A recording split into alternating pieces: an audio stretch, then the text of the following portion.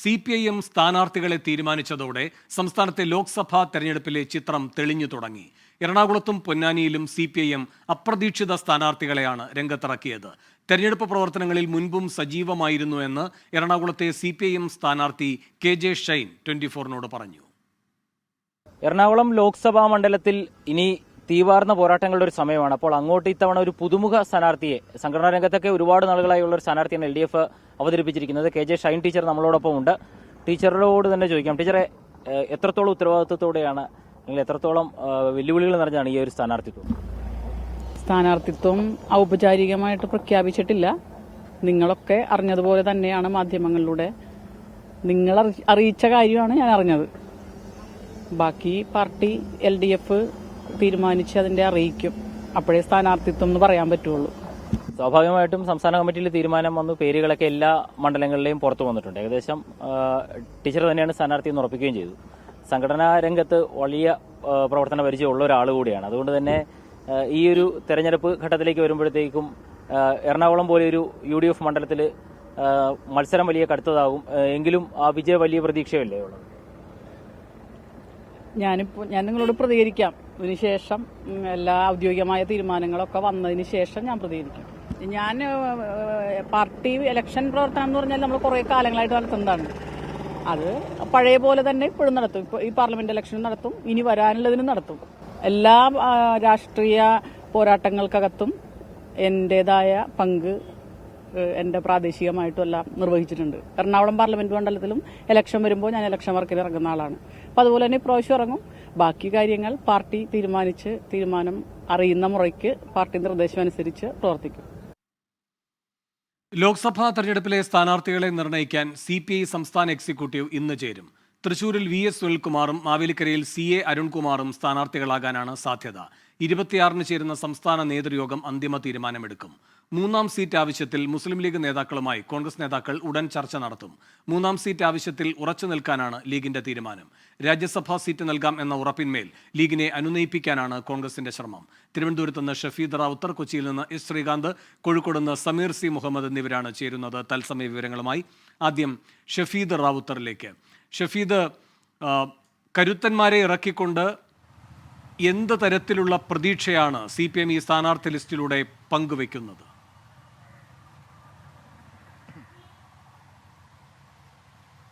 ആ സ്ഥാനാർത്ഥി പട്ടികയുടെ, അതായത് ഔദ്യോഗിക പ്രഖ്യാപനമായില്ലെങ്കിലും ആ സ്ഥാനാർത്ഥി പട്ടികയുടെ അന്തിമ രൂപമാണ് കഴിഞ്ഞ ദിവസം പുറത്തു വന്നത്. അത് പരിശോധിക്കുമ്പോൾ തന്നെ നമുക്ക് മനസ്സിലാക്കാൻ കഴിയുന്നത് വിജയ സാധ്യതയുള്ള സ്ഥാനാർത്ഥികളെ ലോക്സഭാ തെരഞ്ഞെടുപ്പിൽ മത്സരിപ്പിക്കുക എന്നുള്ളതാണ് CPM ലക്ഷ്യം വയ്ക്കുന്ന ഏറ്റവും പ്രധാനപ്പെട്ട കാര്യം. ആ സ്ഥാനാർത്ഥി പട്ടികയിൽ 3 ജില്ലാ സെക്രട്ടറിമാർ, 1 മന്ത്രി അടക്കം 4 MLA മാർ, 2 വനിതകൾ, 4 കേന്ദ്ര കമ്മിറ്റി അംഗങ്ങൾ, 1 പോളിറ്റ് ബ്യൂറോ അംഗം. സ്വാഭാവികമായും CPMന്റെ ടാക്ടിക്സ് നമുക്ക് മനസ്സിലാക്കാൻ കഴിയും. പ്രത്യേകിച്ച് ആലത്തൂരും അതേപോലെ തന്നെ മറ്റു ചില സ്ഥലങ്ങളിലും വലിയ തരത്തിലുള്ള പ്രതീക്ഷകൾ അത് CPMനെ സംബന്ധിച്ചിട്ടുണ്ട്. അതടക്കമുള്ള കാര്യങ്ങൾ സാധൂകരിക്കാൻ വേണ്ടി തന്നെയാണ് ആലത്തൂരിൽ മന്ത്രി K രാധാകൃഷ്ണൻ തന്നെ ഇറക്കുന്നത്. എറണാകുളത്ത് ഒരു അപ്രതീക്ഷിത സ്ഥാനാർത്ഥി വന്നു. പൊന്നാനിയിലെയും തീരുമാനം സമാനമായ രീതിയിലായിരുന്നു. അങ്ങനെ ഒരു പഴുതുകൾക്കും ഇടവെക്കാതെ പരമാവധി സീറ്റ് കേരളത്തിൽ നിന്ന് നേടുക എന്നുള്ളൊരു ലക്ഷ്യം CPMനെ സംബന്ധിച്ചിട്ടുണ്ട്. അതേ രീതിയിൽ തന്നെയായിരിക്കും അവരുടെ സീനിയർ നേതാക്കളെ, അല്ലെങ്കിൽ അവരുടെ സ്റ്റാർ ക്ലാസ് നേതാക്കളെ പുറത്തിറക്കിക്കൊണ്ടുള്ള, അല്ലെങ്കിൽ അവരെ മത്സരത്തിലിറക്കിക്കൊണ്ടുള്ള CPMന്റെ ആ നീക്കം. മാത്രവുമല്ല MLA മാരടക്കം കൂടുതൽ ജനകീയ മുഖങ്ങളെ മണ്ഡലങ്ങളിൽ പരീക്ഷിക്കുന്നതോടുകൂടി സ്വാഭാവികമായും ആ ജനകീയ മുഖങ്ങൾ വർക്കൗട്ട് ആകും എന്നുള്ളൊരു പ്രതീക്ഷ CPMനെ സംബന്ധിച്ചിട്ടുണ്ട്. ഏതായാലും ഔദ്യോഗിക പ്രഖ്യാപനം ഉണ്ടാകുമ്പോൾ മറ്റു ചില തീരുമാനങ്ങൾ കൂടി CPMൽ നിന്ന് പുറത്തു വരുമെന്നുള്ള കാര്യത്തിൽ തർക്കമില്ല. ഇനി രണ്ടാമത്തെ പ്രധാനപ്പെട്ട കാര്യം CPI സംബന്ധിച്ചിട്ടാണ്. CPIയുടെ സംസ്ഥാന എക്സിക്യൂട്ടീവ് അല്പസമയത്തിനുള്ളിൽ തിരുവനന്തപുരത്ത് ചേരും. ഇന്ന് ചേരുന്ന എക്സിക്യൂട്ടീവ് ജില്ലാ നേതൃയോഗങ്ങൾ, പ്രത്യേകിച്ച് തിരഞ്ഞെടുപ്പ് സ്ഥാനാർത്ഥി പട്ടിക ചർച്ച ചെയ്യാനുള്ള ജില്ലാ നേതൃയോഗങ്ങൾ ചേരാൻ നിർദ്ദേശം നൽകും. ജില്ലകൾ തയ്യാറാക്കുന്ന 3 പേരുടെ പട്ടികയിൽ നിന്നായിരിക്കും അടുത്ത ദിവസം ചേരുന്ന സംസ്ഥാന നേതൃയോഗം അന്തിമ തീരുമാനത്തിലേക്ക് എത്തുക. CPIയെ സംബന്ധിച്ച് CPIക്ക് 4 മണ്ഡലങ്ങളുണ്ട്. അതിൽ 2 മണ്ഡലങ്ങൾ അവർ സൂപ്പർ ക്ലാസ് മണ്ഡലങ്ങളായി കാണുന്നുണ്ട്. തിരുവനന്തപുരം, മാവേലിക്കര, അതേപോലെ തന്നെ തൃശൂർ, വയനാട്. ഈ 4 മണ്ഡലങ്ങളിൽ 2 മണ്ഡലങ്ങളിലെ കാര്യങ്ങൾ ഏതാണ് ധാരണയായിട്ടുണ്ട്. അത് മാവേലിക്കരയും അതേപോലെ തന്നെ തൃശ്ശൂരുമാണ്. തൃശ്ശൂരിൽ ശക്തമായ ത്രികോണ മത്സരം പ്രതീക്ഷിക്കുന്നു. അവിടെ അവരുടെ ജനകീയ മുഖമായിട്ടുള്ള VS സുനിൽകുമാറിനെ തന്നെ രംഗത്തിറക്കുക, കളത്തിലിറക്കുക എന്നുള്ളതാണ് CPI മുന്നോട്ട് വയ്ക്കുന്ന ടാക്ടിക്സ്. മാവേലിക്കരയിൽ AYF നേതാവാണ്, യുവജന പ്രാതിനിധ്യമാണ്, അരുൺകുമാർ ആയിരിക്കും മത്സരിക്കാൻ സാധ്യത കൂടുതൽ. വയനാട്ടിൽ ദേശീയ ശ്രദ്ധ ആകർഷിക്കുന്ന ഒരു മണ്ഡലമാണ്. അവിടെ ഒരു ദേശീയ നേതാവിനെ തന്നെ ഇറക്കിക്കൊണ്ട് സജീവമാകണം എന്നുള്ളത് CPI ലക്ഷ്യം വെക്കുന്നുണ്ട്. അങ്ങനെയാണെങ്കിൽ ആനി രാജയുടെ പേരിലേക്കായിരിക്കും CPM നേതൃത്വം ആലോചിക്കുന്നത്. തിരുവനന്തപുരമാണ് മറ്റൊരു കാര്യം. തിരുവനന്തപുരം തിരിച്ചു പിടിക്കാനുള്ള എല്ലാ തരത്തിലുള്ള അടവുകളും ഇക്കുറി CPI പയറ്റുമെന്നുള്ള കാര്യത്തിൽ തർക്കമില്ല. നിലവിൽ ചർച്ചയാകുന്ന പേര് പന്ന്യൻ രവീന്ദ്രനാണ്. പക്ഷേ ഒരു അപ്രതീക്ഷിതമായ നീക്കം തിരുവനന്തപുരത്ത് CPI സംസ്ഥാന നേതൃയോഗം എടുക്കുമെന്നുള്ള, തിരുവനന്തപുരത്തെ സംബന്ധിച്ച് CPI സംസ്ഥാന നേതൃത്വം എടുക്കുമെന്നുള്ള കാര്യത്തിൽ തർക്കമില്ല. അങ്ങനെ CPM ആണെങ്കിലും അതേപോലെ തന്നെ CPI ആണെങ്കിലും അവരുടെ സ്ഥാനാർത്ഥികളുടെ കാര്യത്തിൽ ഒരു വിട്ടുവീഴ്ചയ്ക്കും ഇക്കുറി തയ്യാറെടുക്കില്ല. അത് മാത്രവുമല്ല, ഒരു പരീക്ഷണത്തിനും LDF ഇക്കുറി മുന്നോട്ട് പോകില്ല. അതിൽ അങ്ങനെ ഒരു ധൈര്യം ആ LDFന്റെ ഭാഗത്ത് നിന്ന് ഇക്കുറി ഉണ്ടാകില്ല. വേണു. ശരി, കൊച്ചിയിൽ നിന്ന് ശ്രീകാന്തും ചേരുന്നു. ശ്രീകാന്ത്, എറണാകുളം എപ്പോഴും CPMന് വലിയ വെല്ലുവിളിയാണ്. അതടക്കം മധ്യ കേരളത്തിലെ പരീക്ഷണങ്ങളെ നേരിടാൻ കഴിയുന്ന ഒരു സ്ഥാനാർത്ഥി ലിസ്റ്റാണോ CPM മുന്നോട്ട് വെക്കുന്നത്? നിലവിൽ CPIMനെ സംബന്ധിച്ചിടത്തോളം അവർക്ക് മുന്നോട്ട് വയ്ക്കാൻ സാധിക്കുന്ന ഏറ്റവും മികച്ച സ്ഥാനാർത്ഥി പട്ടിക തന്നെയാണുള്ളത്, മുന്നോട്ട് വെച്ചിട്ടുള്ളത് എന്നവർ അവകാശപ്പെടുന്നുണ്ട്. എറണാകുളത്തെ സംബന്ധിച്ചിടത്തോളം സാധാരണ പൊതു സ്വതന്ത്രനെ പരീക്ഷിക്കുക എന്നുള്ളതായിരുന്നു CPIMന്റെ ഇതുവരെ CPIM പിന്തുടർന്നു പോന്ന തന്ത്രം. 2004 സെബാസ്റ്റ്യൻ പോൾ വിജയിച്ചു കയറി എന്നതിനപ്പുറം പക്ഷേ ഈ പൊതു സ്വതന്ത്രനെ പരീക്ഷിച്ചതുകൊണ്ട് CPIMന് കാര്യമായ നേട്ടങ്ങൾ ഉണ്ടായതുമില്ല. നിലവിലിപ്പോൾ അടിമുടി പാർട്ടിയായ വ്യക്തിയെ തന്നെയാണ് മത്സരരംഗത്ത് ഇറക്കുന്നത്. നിലവിലിപ്പോൾ KJ ഷൈൻ ടീച്ചർ അവർ ഈ KPSCയുടെ ചുമതലയിലുള്ളതാണ്. അതോടൊപ്പം തന്നെ നിലവിൽ പറവൂർ നഗരസഭയിൽ CPIMന്റെ കൗൺസിലർ കൂടിയാണ്. ഏതാണ്ട് 15 വർഷത്തോളമായി കൗൺസിലറായി അവർ പ്രവർത്തിച്ചു വരികയും ചെയ്യുന്നുണ്ട്. ഈ പശ്ചാത്തലത്തിൽ ഇന്ന് രാവിലെ അവരോട് ഇക്കാര്യം സംസാരിച്ചിരുന്നു. ഔദ്യോഗിക പ്രഖ്യാപനം വരട്ടെ എന്ന് പറയുമ്പോഴും പാർട്ടി എന്ത് തീരുമാനമെടുത്താലും താൻ അതിനൊപ്പം നിൽക്കും. താൻ നേരത്തെയും എറണാകുളത്തെ തെരഞ്ഞെടുപ്പ് പ്രചാരണ പ്രവർത്തനങ്ങളിൽ സജീവമായി നിന്ന വ്യക്തിയാണ്. ഇക്കുറിയും അതുണ്ടാകും എന്നും അവർ ചൂണ്ടിക്കാണിക്കുന്നു. പാർട്ടി എന്ത് തീരുമാനമെടുക്കുന്നോ അതനുസരിച്ച് മുന്നോട്ട് പോകും എന്നുള്ള കാര്യവും അവർ ചൂണ്ടിക്കാണിക്കുന്നുണ്ട്. ഇക്കുറി ഒരു പരീക്ഷണത്തിലേക്കോ ഇതൊരു സ്ഥാനാർത്ഥി പട്ടിക, അന്തിമ സ്ഥാനാർത്ഥി പട്ടിക അല്ല എങ്കിൽ പോലും അവരുടെ പേര് തന്നെയാണ് പറഞ്ഞു കേൾക്കുന്നത് എന്ന ഒരു കാരണത്താൽ അവർ ഈ CPM നിലവിൽ ഒരു പൊതു സ്വതന്ത്രർ ആ ഒരു രീതിയിലേക്ക് പോയിട്ടില്ല. നേരെ മറിച്ച് അടിമുടി പാർട്ടിയായ വ്യക്തിയെ തന്നെയാണ് കളത്തിലിറക്കുന്നത് എന്ന പ്രത്യേകത ഇക്കുറിയുണ്ട്. മുന്നോട്ട് വയ്ക്കാവുന്നതിൽ ഏറ്റവും മികച്ച സ്ഥാനാർത്ഥി എന്ന് CPM കരുതുന്നു. നേരത്തെ ഈ ജില്ലാ കമ്മിറ്റിയിൽ നിന്നും പോയിരുന്ന പേരുകൾ മറ്റു ചിലതായിരുന്നു. പക്ഷേ അതൊക്കെ തന്നെ തള്ളിക്കൊണ്ടാണ് ഈ KJ ഷൈൻ ടീച്ചറിന്റെ പേര് ഇപ്പോൾ മുന്നോട്ട് വന്നിട്ടുള്ളത്. വലിയ വിജയപ്രതീക്ഷ അവർ പങ്കുവെക്കുകയും ചെയ്യുന്നുണ്ട്. ഇനി മറ്റൊരു കാര്യം കൂടി ഈ തെരഞ്ഞെടുപ്പുമായി ബന്ധപ്പെട്ട് എടുത്തു പറയാനുള്ളത് BJPയുടെ ഭാഗത്തുനിന്നുണ്ടായ കാര്യമാണ്. നിലവിൽ ഈ ലോക്സഭാ തെരഞ്ഞെടുപ്പിൽ സംസ്ഥാനത്ത് പ്രചാരണം നേരിട്ട് നയിക്കാൻ RSS തയ്യാറെടുക്കുന്നു എന്നുള്ളതാണ് ഏറ്റവും പ്രധാനപ്പെട്ട വാർത്ത. RSSന്റെ പ്രചാര വിഭാഗ ഈ പ്രവർത്തനങ്ങൾ ഏകോപിപ്പിക്കാൻ തീരുമാനിച്ചിട്ടുണ്ട്. തെരഞ്ഞെടുപ്പിന് മുന്നോടിയായി സോഷ്യൽ മീഡിയ ഇൻഫ്ലുവൻസേഴ്സിന്റെ യോഗം വിളിച്ചു ചേർത്തിട്ടുണ്ട് RSS. മാർച്ച് 10 കൊച്ചിയിൽ ഈ യോഗം നടക്കുകയും ചെയ്യും. ലക്ഷ്യ 2024 എന്ന പേരിലാണ് ഈ പരിപാടി സംഘടിപ്പിക്കുന്നത്. പരിപാടിയിൽ സംസ്ഥാനത്തെ സംഘപരിവാർ അനുകൂല ഇൻഫ്ലുവൻസേഴ്സ് മുഴുവൻ പങ്കെടുക്കും എന്നാണ് വ്യക്തമാക്കിയിട്ടുള്ളത്. RSSന്റെയും BJPയുടെയും സംസ്ഥാന ദേശീയ നേതാക്കൾ ഈ പരിപാടിയിൽ പങ്കാളികളാവുകയും ചെയ്യും. CPIMും കോൺഗ്രസിനെ സംബന്ധിച്ചിടത്തോളം അവരുടെ കാര്യത്തിലേക്ക് വരികയാണെങ്കിൽ ഹൈബി ഈഡൻ തന്റെ സ്ഥാനാർത്ഥിയാകും എന്ന കാര്യത്തിൽ ഒരു സംശയവും വേണ്ട. DCC നേതൃത്വം ഇക്കാര്യം സമ്മതിക്കുകയും ചെയ്യുന്നുണ്ട്. നേരത്തെ ഹൈബി ഈഡന്റെ ചില ഫ്ലക്സ് ബോർഡുകൾ ഉയർന്നിരുന്നു. പക്ഷേ അത് ചില പരാതികൾക്ക് കാരണമായതിനാൽ എടുത്തു മാറ്റുകയാണ് ഉണ്ടായത്. മത്സര ചിത്രം എറണാകുളത്തും തെളിയുന്നുണ്ട്. നിലവിൽ RSS കൂടി BJPയുടെ കാര്യത്തിന് കൂടുതൽ പിന്തുണയുമായി രംഗത്തിറങ്ങുന്നു. കൊച്ചിയിൽ അവർ ഒരു വലിയ പരിപാടി സംഘടിപ്പിക്കാനും തീരുമാനിച്ചിരിക്കുന്നു എന്നുള്ളതും ഈ തെരഞ്ഞെടുപ്പ് ഘട്ടത്തിൽ ചൂണ്ടിക്കാണിക്കേണ്ടതാണ്. ശരി, കോഴിക്കോട് നിന്ന് സമീർ C. മുഹമ്മദും ചേരുന്നു. സമീർ, MV ജയരാജൻ, എളമരം കരീം, KK ശൈലജ ഇവരൊക്കെ UDFനെ സംബന്ധിച്ച് കടുത്ത വെല്ലുവിളികൾ തന്നെ ഉയർത്തുന്ന സ്ഥാനാർത്ഥികളല്ലേ? കൂടാതെ ഹംസയിലൂടെ CPM എന്താണ് ഉന്നമിടുന്നത്?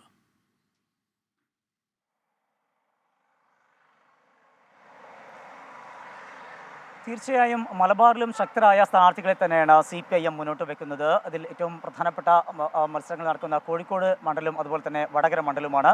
കോഴിക്കോട് മണ്ഡലത്തിൽ എളമരം കരീമാണ് സ്ഥാനാർത്ഥിയായി എത്തുക. ഔദ്യോഗികമായിട്ടുള്ള പ്രഖ്യാപനം വരാനിരിക്കുന്നത് എന്നിരുന്നാൽ കൂടി അദ്ദേഹം രാജ്യസഭാ MP ആണ്. അത്തരത്തിലുള്ള വിവിധ തലങ്ങളിലുള്ള പ്രവർത്തനങ്ങളുമായി അദ്ദേഹം മുന്നോട്ട് പോകുന്നുമുണ്ട്.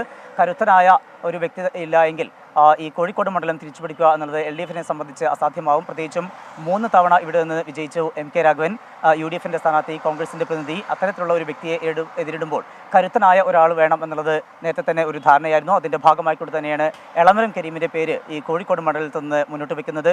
ഇതോടൊപ്പമാണ് മറ്റൊരു പ്രധാനപ്പെട്ട കാര്യം കൂടിയുള്ളത്. വടകര പാർലമെൻറ്റ് മണ്ഡലം. വടകര പാർലമെൻറ്റ് മണ്ഡലത്തേക്ക് മത്സരിക്കാൻ CPIM മുന്നോട്ട് വയ്ക്കുന്നത് KK ശൈലജ ടീച്ചറാണ്.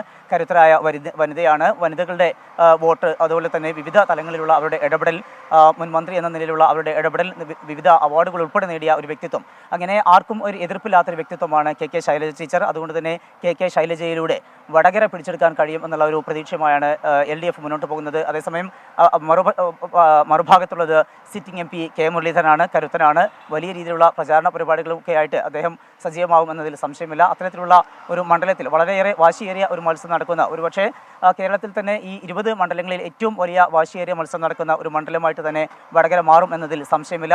മറ്റൊരു പ്രധാനപ്പെട്ട കാര്യം, മലബാറിലേക്ക് വരുമ്പോൾ CPIM മുന്നോട്ട് വെച്ച മറ്റൊരു സ്ഥാനാർത്ഥി, അത് പൊന്നാനി പാർലമെൻറ്റ് മണ്ഡലത്തിലാണ് KS ഹംസ. മുസ്ലിം ലീഗിൻ്റെ മുൻ സംസ്ഥാന സെക്രട്ടറിയാണ് KS ഹംസ. ഹംസയുടെ പേര് വളരെ അപ്രതീക്ഷിതമായാണ് പുറത്തു വന്നത്. ആ ഒരു ഘട്ടത്തിൽ വലിയൊരു ഞെട്ടൽ ഉണ്ടാക്കുന്നത് അത് മുസ്ലിം ലീഗിനാണ്, UDF-നാണ് എന്നതിൽ സംശയമില്ല. പ്രത്യേകിച്ച് വലിയ സ്വാധീനമുള്ള ഒരു വ്യക്തി കൂടിയാണ് KS ഹംസ. അത് സമസ്ത കേരള ജമിയത്തുൽ ഉലമയുടെ ഭാഗമായി നിൽക്കുന്ന ഒരു വ്യക്തി കൂടിയാണ് അദ്ദേഹം. EK സുനിയിൽ വലിയ സ്വാധീനമുള്ള ആ വ്യക്തിക്ക് മറ്റൊരു പ്രധാനപ്പെട്ട സ്വാധീനമുള്ളത് ഹൈദരലി തങ്ങളുമായി ബന്ധപ്പെട്ട പ്രവർത്തനങ്ങളാണ്. മുസ്ലിം ലീഗിൻ്റെ മുൻ സംസ്ഥാന അധ്യക്ഷൻ, അദ്ദേഹത്തിൻ്റെ പേരിലുള്ള ഫൗണ്ടേഷൻ, അതായത് ഹൈദരലി തങ്ങളുടെ മകനും ഒപ്പം തന്നെ KS ഹംസയും ചേർന്നാണ് ഹൈദരലി തങ്ങൾ ഫൗണ്ടേഷൻ രൂപീകരിച്ചതും അതുമായി ബന്ധപ്പെട്ട പ്രവർത്തനങ്ങളുമായിട്ട് മുന്നോട്ട് പോവുകയും ചെയ്യുന്നത്. ഇത്തരത്തിൽ വലിയ ഒരു സ്വീകാര്യനായ വ്യക്തിത്വമാണ് KS ഹംസ. മുസ്ലിം ലീഗിൽ നിന്ന് ഉൾപ്പെടെ വോട്ട് പിടിക്കാൻ കഴിയും എന്നുള്ള പ്രതീക്ഷയാണ് അദ്ദേഹത്തിലൂടെ CPIM മുന്നോട്ട് വെക്കുന്നത്. എന്തായാലും വളരെ വാശിയേറിയ മത്സരങ്ങൾ തന്നെ മലബാറിലും ഉണ്ടാകും. കരുത്തരായ സ്ഥാനാർത്ഥികളെ തന്നെയാണ് CPIM മുന്നോട്ട് വയ്ക്കുന്നത്. അതിൻ്റെ ഭാഗമായിട്ടുള്ള വിവിധ തലങ്ങളിലുള്ള പരിപാടികൾക്ക് അവർ തുടക്കം കുറിച്ചിട്ടുമുണ്ട്. ഇന്ന് വൈകിട്ട് കോഴിക്കോട് മുതലക്കുളത്ത് നടക്കുന്ന ഒരു പൊതുപരിപാടിയുണ്ട്. ആ പരിപാടി എന്ന് പറയുന്നത് NIT-യിൽ ഗോഡ്സെയെ പുകഴ്ത്തി പറഞ്ഞതുമായി ബന്ധപ്പെട്ട് നടപടി നേരിടുന്ന അധ്യാപിക ശൈലജ ആണ്ടവനെതിരായിട്ടുള്ള ഒരു പൊതുപരിപാടിയാണ്. അവരുടെ രാജി ആവശ്യപ്പെട്ടുകൊണ്ടുള്ള പരിപാടിയാണ്. ഈ പരിപാടിയുടെ ഉദ്ഘാടകനായും എത്തുന്നത് എളമരം കരീം MP ആണ്. അങ്ങനെ വിവിധ പൊതുസമൂഹത്തിലുള്ള വിവിധ വിഷയങ്ങളെ ഉയർത്തി കാണിച്ചുകൊണ്ട് അവരുടെ ഒരു പ്രചാരണ പരിപാടിക്ക് തുടക്കം കുറിക്കുന്ന തരത്തിൽ തന്നെയാണ് LDF മുന്നോട്ട് പോകുന്നത്. എന്തായാലും വളരെ ശക്തരായിട്ടുള്ള മത്സരാർത്ഥികൾ തന്നെയാണ് CPIM മുന്നോട്ട് വയ്ക്കുന്നത്. ഔദ്യോഗികമായിട്ടുള്ള പ്രഖ്യാപനത്തിന് ശേഷം ഇതുമായി ബന്ധപ്പെട്ട് കൂടുതൽ പ്രതികരണങ്ങൾ നടത്താം എന്നാണ് എളമരം കരീമും അതുപോലെ മലപ്പുറത്തെ സ്ഥാനാർത്ഥിയോടുള്ള വസീഫും ശൈലജ ടീച്ചർ ഉൾപ്പെടെയുള്ളവരും വ്യക്തമാക്കുന്നത്. വേണു, സമീർ, ഈ ഹംസയെ സ്ഥാനാർത്ഥിയാക്കുക വഴി സമസ്ത വോട്ടുകൾ ഭിന്നിക്കുമെന്ന് CPM കണക്കുകൂട്ടുന്നുണ്ടോ? കൂടാതെ ലീഗിനെ സംബന്ധിച്ച് 3ാം സീറ്റ് എന്നത് അവരുടെ ശക്തമായ ആവശ്യം തന്നെയായിരുന്നു. യുവാക്കൾക്ക് അതുവഴി പ്രാതിനിധ്യം ഉറപ്പാക്കുക എന്നൊരു സാധ്യതയാണ് ലീഗ് തേടിയത്. അത് നടന്നില്ല. അതേസമയം പാർട്ടി വിട്ടുപോകുന്നവർക്ക് CPM സ്ഥാനാർത്ഥിത്വം നൽകുകയും ചെയ്യുന്നു. ഇതും ലീഗിനെ ഉൾപാർട്ടി തലങ്ങളിൽ വലിയ തരത്തിൽ പ്രതിരോധത്തിലാക്കുന്ന നീക്കം തന്നെയല്ലേ?